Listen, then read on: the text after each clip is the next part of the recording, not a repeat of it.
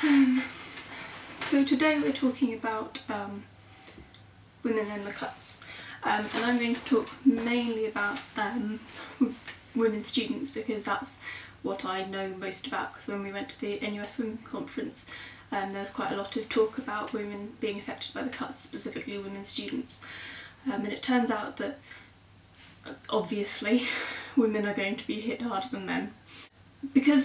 Firstly, because of the gender pay gap, the fact that the loans are going up means that women are going to struggle even more paying back the loans than men are, because not only are they less likely to get higher paying jobs, once they go on maternity leave they are less likely to return at the same pay level. They're more likely to be in part-time work, less likely to be in full-time work, so they're going to earn less money. Women who have had children are in a precarious position when it comes to particularly further education.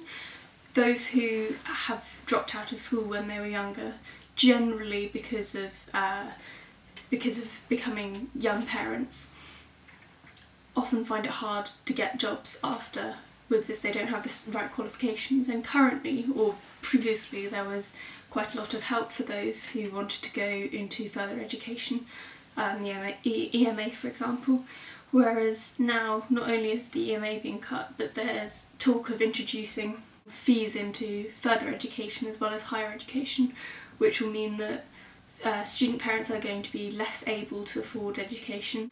Additionally, there's a gender pay gap in apprenticeships, even more than there is in the wider labour market, and it means that those apprenticeships that women tend to go into, things like hairdressing, beauty kind of things, tend to be paid a lot less than those which are traditionally male dominated, such as engineering, plumbing, that sort of thing.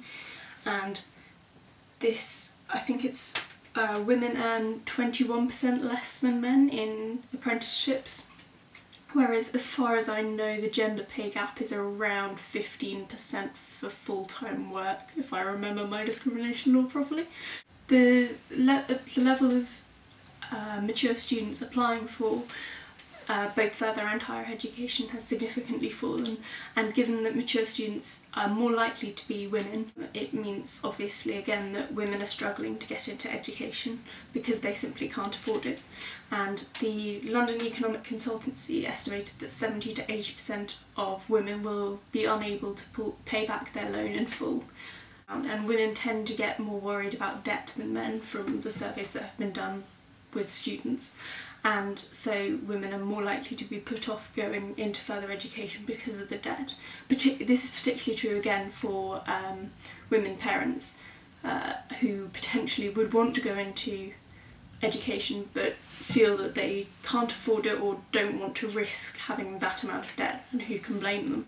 Additionally, there used to be protection for funding for Sure Start children's centres, which give things like childcare, health checkups for children, that sort of thing, parenting classes, and that protection is now gone, and it's estimated that 7% of these centres are expected to close, which will affect about 60,000 families. 86% of these centres will have reduced budgets, and 56% will have reduced services.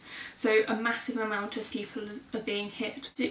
Things that also will affect women parents are the child benefit freezes, and the cut in how much the state will cover for childcare in low-income families. I think it's going from 80% to 70% or something like that, and there's now a cap.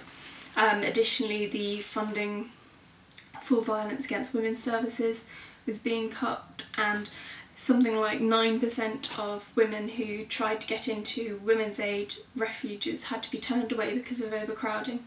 So not only are women being denied access to education because of the cuts, they're also being forced to stay in abusive homes because they can't afford to leave, they can't find ways to leave.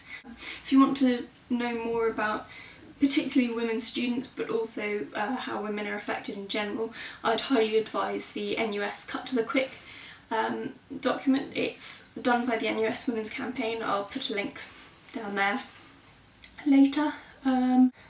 Please let me know how the cuts have affected you personally. See you next week.